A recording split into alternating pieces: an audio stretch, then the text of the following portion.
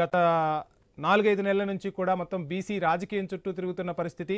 ఖచ్చితంగా గ్రామ పంచాయతీ అంటే పంచాయతీ ఎన్నికల్లో ఏదో ఒక అంశం ఖచ్చితంగా కొలిక్కి వస్తుంది అనుకుంటే ప్రభుత్వం తన దారిన తాను వెళ్తోంది.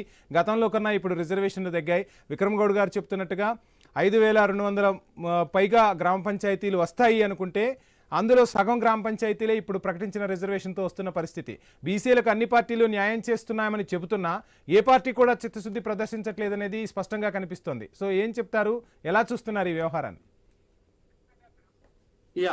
ఇక్కడ మనం చూడాల్సింది ఏంటంటే బీసీ బిల్లు లేకపోతే బీసీ బిడ్డ గాయాలంటూ జరిగితే కాదు, ఏకంగా నాయకులు మాత్రమే దీనికి కారకులు.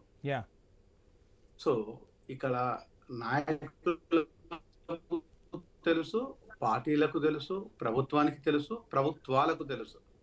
సో ఇలా వేరే కన్ఫ్యూజన్ ఏం లేదు, అందరికీ తెలుసు.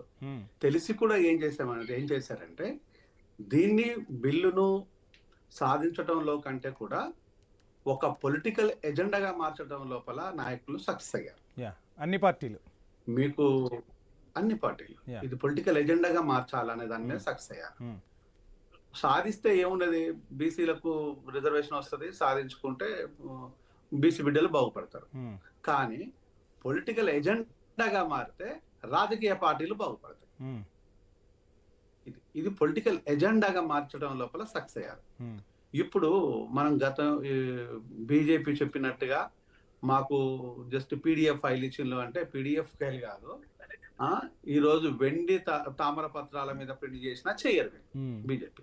ఇది క్లియర్.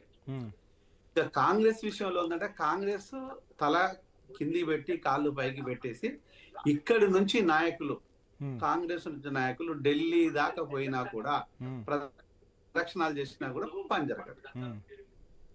మరొక అంశం ఏంది అంటే మరి ఇంత జరుగుతున్నా కూడా బీఆర్ఎస్ ఎందుకు మాట్లాడదు అంటే మేము ప్రభుత్వంలో లేము, పార్లమెంట్ లో లేము కాబట్టి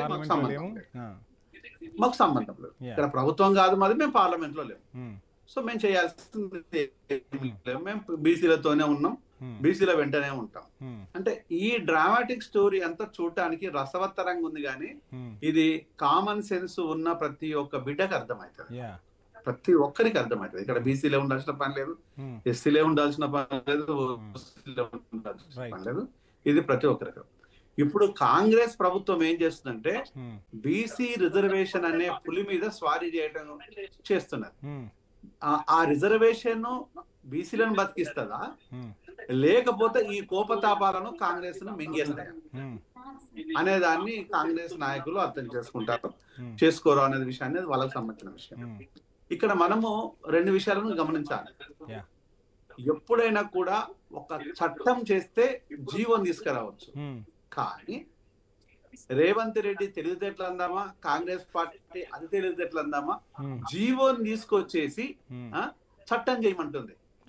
అంటే 9th జీవో నెంబర్ 9 తీసుకొచ్చేసి 9th షెడ్యూల్ లో పెట్టమంటుంది. దీన్ని ఇంతకంటే హాస్యాస్పదమైన విషయం ఇంకొకటి లేదు. ఇదొక అంశం. మరొక అంశం వచ్చేసి ఒకవేళ చట్టం చేయాల్సి వస్తే ఎవరు చెయ్యాలి, అక్కడ మన బలాబలాలు ఏంది అనేది తెలియాలి. సో అక్కడ పూర్తి స్థాయిలో మెజారిటీ బీజేపీకి ఉంది, మిత్రపక్షాలు పూర్తి స్థాయిలో వాళ్ళకు కోఆపరేటివ్ గా ఉన్నారు, కాబట్టి కాంగ్రెస్ బిల్లు పెట్టినా పెద్ద ప్రయోజనాలు ఉండవు. అప్పుడు తమిళనాడు ఎందుకు చేయాల్సి వచ్చిందంటే పివి నరసింహారావు గారి ప్రభుత్వము అప్పుడు డెఫినెట్ గా కొంత ఇబ్బందికరమైన పరిస్థితిలో ఉంది. దాన్ని మొత్తం రాజకీయ రంగం, తమిళనాట రాజకీయ రంగం అంతా ఒకటై పాలకులు ప్రతిపక్షాలంతా ఒకటిగా నిలిచేసి మనము బీసీలకు రిజర్వేషన్ సాధించుకోవాలని చెప్పేసి బీసీ రిజర్వేషన్ సాధించుకునే విధంగా ఆ డిమాండ్లతోని 3 నెలల వ్యవధిలోనే చట్టం చేయగలిగారు. జయరాం గారు మళ్ళీ టైం ఇస్తాను, ఒకసారి బీఆర్ఎస్ వాయిస్ తీసుకుందాం. వన్ సెకండ్ ఇది కంప్లీట్ చేసి అప్పుడు చేయగలిగిన 3 నెలల్లో చేయగలిగిన కారణం ఏంటి అంటే అప్పుడు ఉన్న ప్రభుత్వము జయలలిత గారి ప్రభుత్వంతో అవసరాలు అక్కర్లు పివి నరసింహారావు గారి ప్రభుత్వం కాంగ్రెస్ ప్రభుత్వానికి ఉన్నాయి కాబట్టి చేయగలిగిండ్రు. ఇప్పుడు కాంగ్రెస్ తోని బీజేపీకి ఏమైనా అవసరాలు ఉంటే చేస్తారు, లేవు చెయ్యరు. క్లియర్.